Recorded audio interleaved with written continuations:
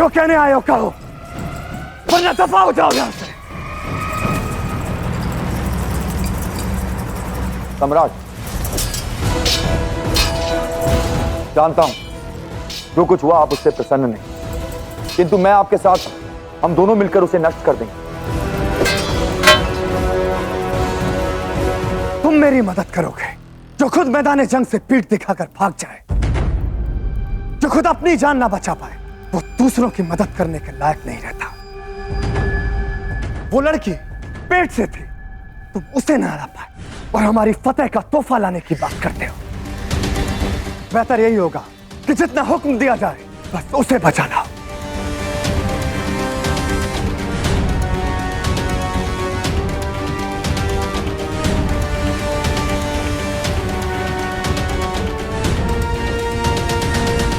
अपने शहर जाओ। मुझे इस जंग में तक्षशिला का हर वो शख्स चाहिए जिसके हाथों में तलवार उठाने की ताकत हो। उन्हें हुक्म दो, दरख्वास्त करो या उन्हें घर से बांध कर लाओ। मैं नहीं जानता, लेकिन ख्याल रहे अंबे कुमार कि अगर ऐसा नहीं हुआ तो तुम उसी वक्त अपनी जान से जाओगे, समझे?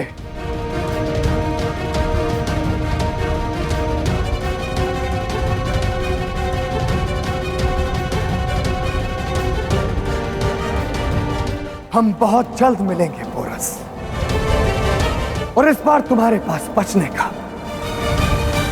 कोई रास्ता नहीं होगा।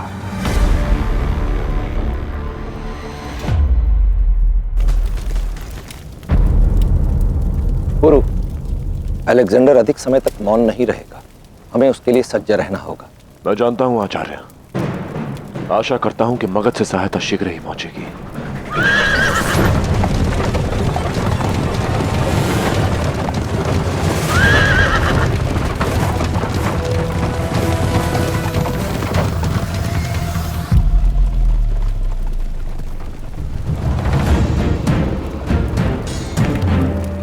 अमात्य राक्षस,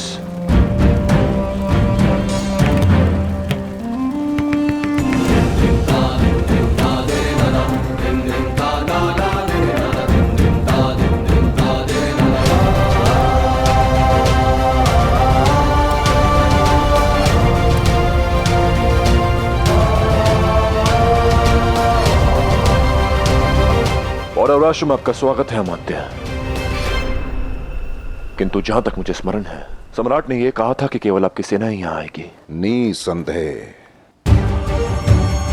आपकी स्मरण शक्ति तो बहुत अच्छी है महाराज गुरु, परंतु हमारे सम्राट ने अपने निर्णय में बदलाव किया है।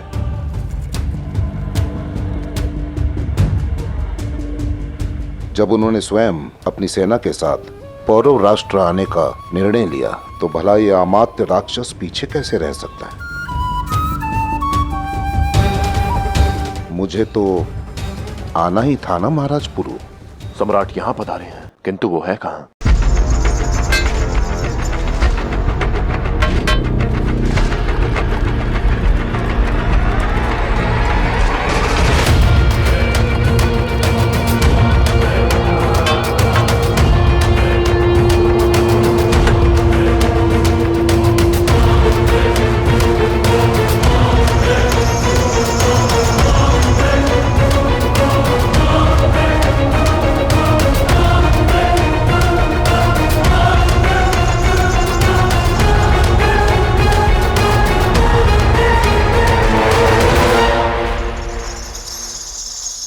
तक्षशिला और अलेक्जेंडर शाह मगध धनानंद का इस्तकबाल करता है।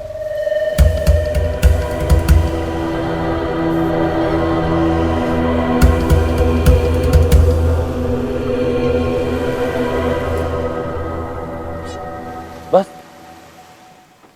इतना सा? आरंभ होते ही समाप्त?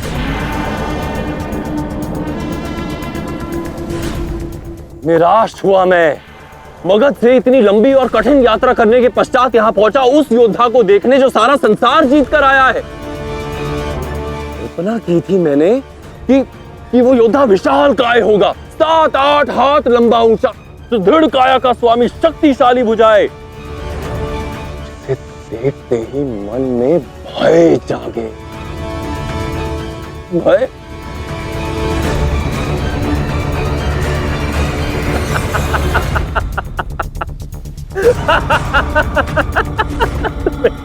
तुम्हें देख के तो मन में हास्य जाग रहा है।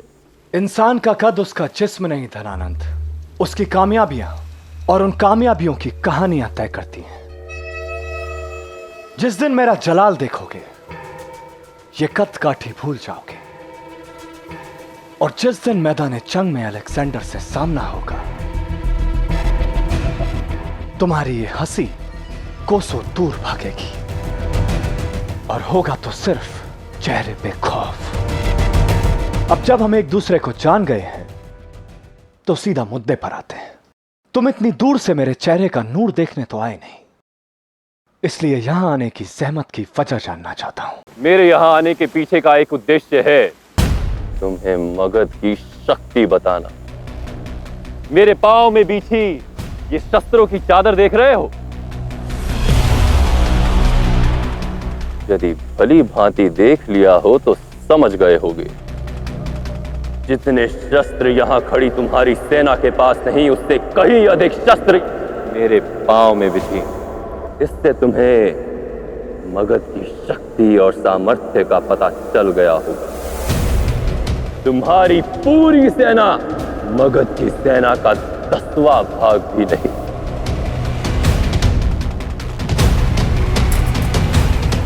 तक्षशिला जीता तुमने, अपनी जीत का उत्सव मनाओ और यहीं से वापस लौट जाओ। मगध की ओर अग्रसर करने का विचार झेलम में ही बहा दो तो श्रेष्ठ होगा। यदि झेलम पार करने का दुस्साहस किया तो पुरु के साथ मुझे और मगध की पूरी सेना को खड़ा पाओगे। संसार जीता है तुमने, पर्याप्त है।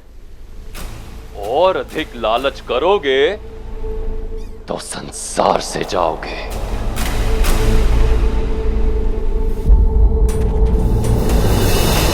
लगता है मेरे बारे में अभी बहुत कुछ जानना बाकी है तुम्हारे लिए शाह मगध। कुदरत ने भी क्या कमाल का करिश्मा किया है हम इंसानों को बनाते वक्त, कि हमें सिर्फ आगे चलना आता है, पीछे चलना भी चाहें तो गिर जाते हैं। और गिरना मैसेडोनिया के खून में नहीं, हमें सिर्फ आगे बढ़ना आता है। इसलिए यह बात अपने सहन में अच्छे से बैठा लो धनानंद, कि जब तक मुझे वो नहीं मिल जाता जो मैं चाहता हूं, मैं रुकता नहीं।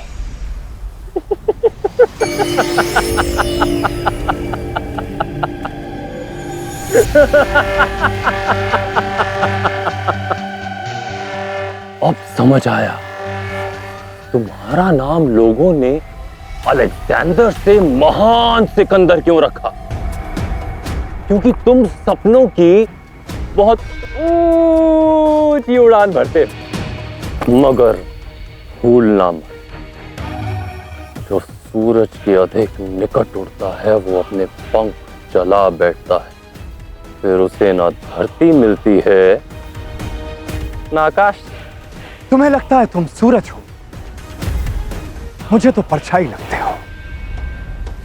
सूरज तुम नहीं, वो पोरस है जो धीरे धीरे आगे बढ़ रहा है, और जैसे जैसे वो आगे बढ़ेगा तुम्हारा रसूख नीचे आता जाएगा, और फिर ना तुम रहोगे ना मगध। तुम उससे बड़े थे, पर उसकी मदद करने के बाद तुम उसके बराबर हो जाओगे। ये जंग भले ही तुम्हारी हो, पर जीत तो पोरस की मानी जाएगी। और तुम आगे बढ़कर अपने ही ताबूत में कीलें ठोक रहे हो। अब मुझे लगता है कि हमारी मुलाकात का वक्त और मकसद दोनों पूरे हो गए। उम्मीद है पौरव मुल्क में मेहमान नवाजी का पूरा लुत्फ उठाओगे।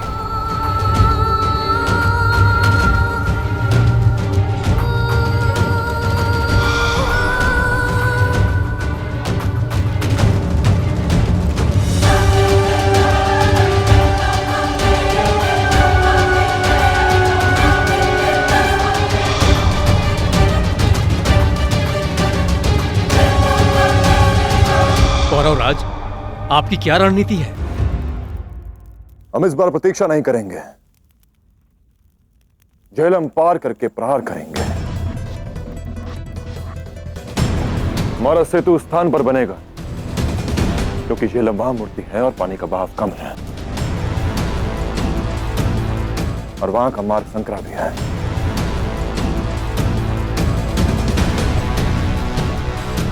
और सबसे महत्वपूर्ण बात तो यह कि अलेक्जेंडर इस मार्ग के विषय में कुछ नहीं जानता।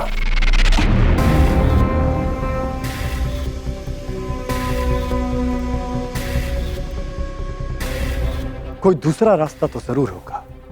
झेलम पार करने का रास्ता तो मिल ही जाएगा शाह, पर असली मुसीबत दुश्मन की हिम्मत है। मगध के साथ खड़े हो जाने से कई गुना बढ़ गई है। बेशक धनानंद पोरस के साथ है सेल्यूकस, पर जिस सोच का बीज मैंने उसके सहन में बोया है, वो ज्यादा दिन तक पोरस के साथ नहीं रहेगा।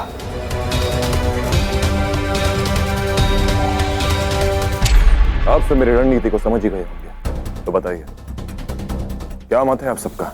ऐसी रणनीति तो आज तक किसी ने नहीं बनाई। हमारी जीत निश्चित है पौरवराज। इस समय आपसे अधिक योग्य राजा और श्रेष्ठ रणनीतिकार कोई नहीं है संसार में।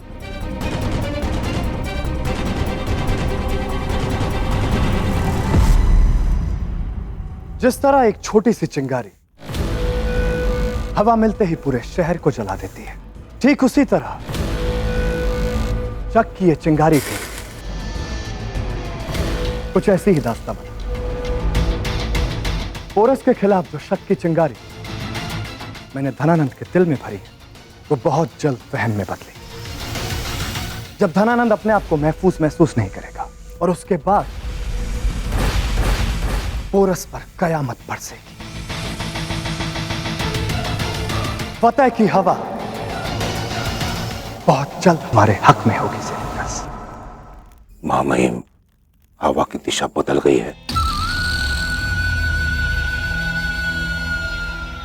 स्पुरु का वैभव और भी बढ़ता जा रहा है। कहीं ऐसा ना हो कि ये मगध से भी बड़ा हो जाए।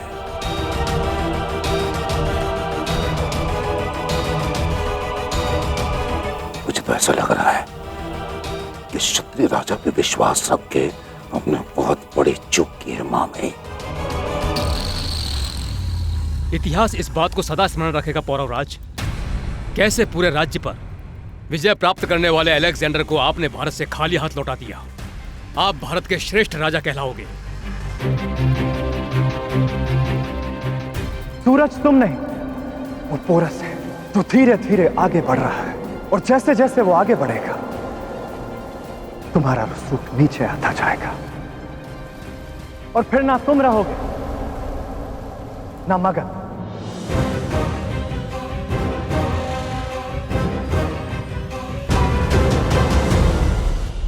एक ओर पुरु के निश्चय पर धनानंद की असुरक्षा की भावना की परछाई पड़ रही थी, तो दूसरी ओर अलेक्जेंडर के आक्रमण का संकट गहरा रहा था। अहंकार और क्रोध की अग्नि में जल रहा अलेक्जेंडर उस मार्ग को ढूंढ रहा था जहां से सेना समेत पार कर सके, और उसके इस प्रयास में सेल्यूकस भी उसके साथ ही था।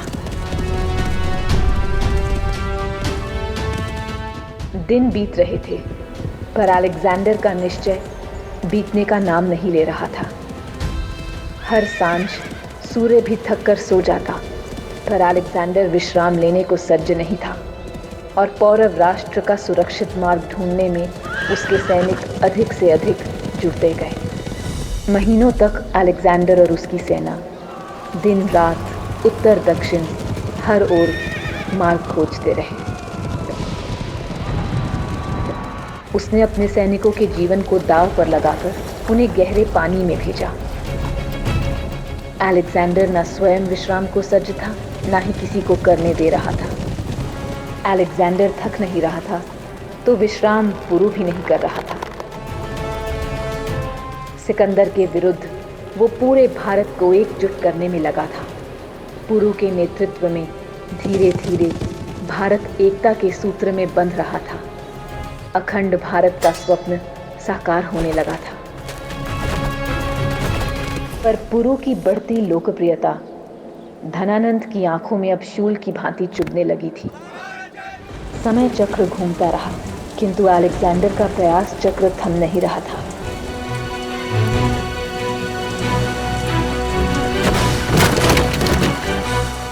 कहते हैं ना, यदि आप किसी वस्तु को दृढ़ता से तलाश करो तो वो भी आपको खोजना प्रारंभ कर देती है। आखिर मुकद्दर ने सिकंदर से हार मानी।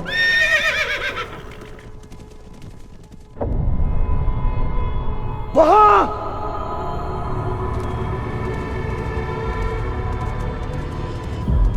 और 6 महीनों के अथक प्रयास के बाद उसे मार्ग मिला।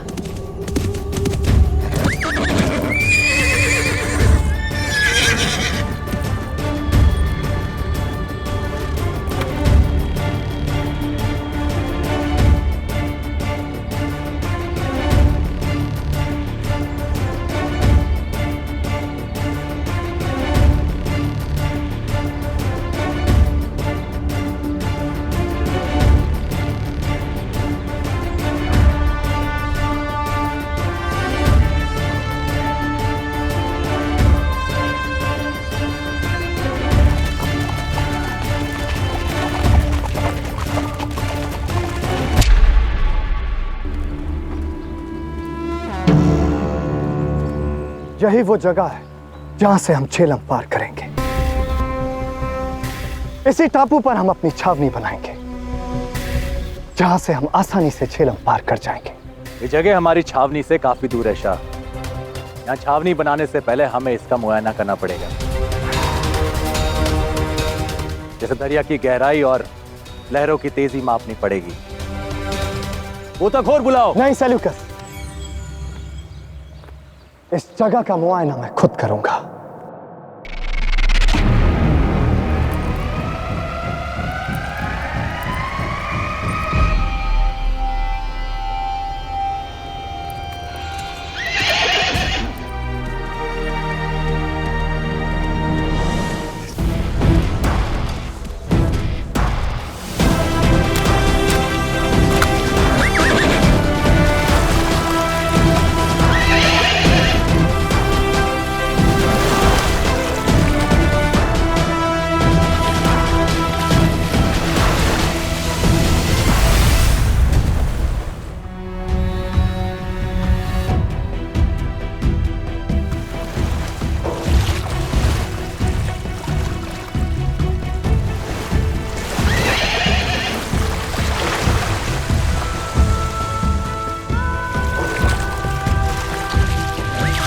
शाबाश, शाबाश, थोड़ा आगे और बढ़ो, थोड़ा हौसला और दिखा। आगे बढ़ो, मंजिल के इतना करीब आकर हम हिम्मत नहीं हार सकते। तुम ये कर सकते हो, आगे बढ़ो। क्या रुकिए, आगे पानी का बहाव बहुत तेज है, मैं मदद भिजवाता हूँ। कोई आगे नहीं बढ़ेगा, ये जंग मेरे और झेलम के बीच है।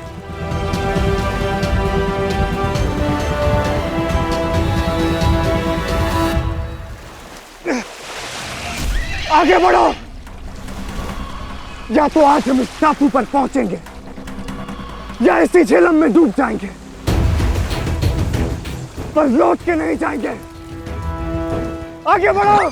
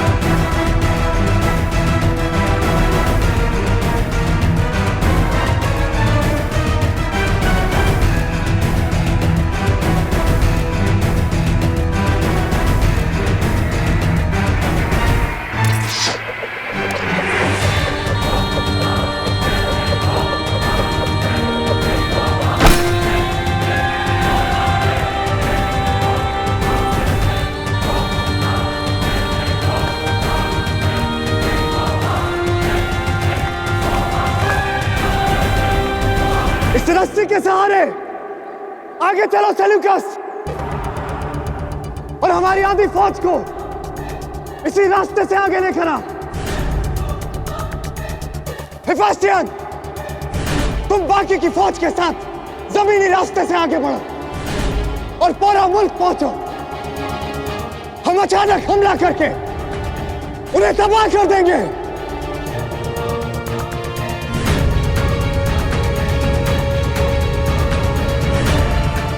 खेल का आखिरी मंजर अब शुरू हुआ पोरस।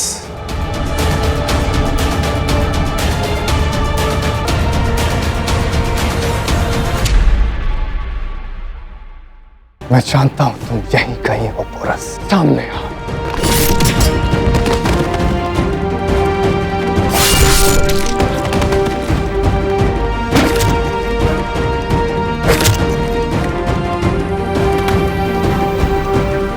अभी तो सिर्फ तुम्हारी जमीन पर कदम रखा है पोरस, और तुम्हारे कदम लड़खड़ाने लगे। अभी तो तुम्हारी जमीन, तुम्हारा मुल्क और तुम्हारा ख्वाब सब कुछ मेरी मुट्ठी में होगा।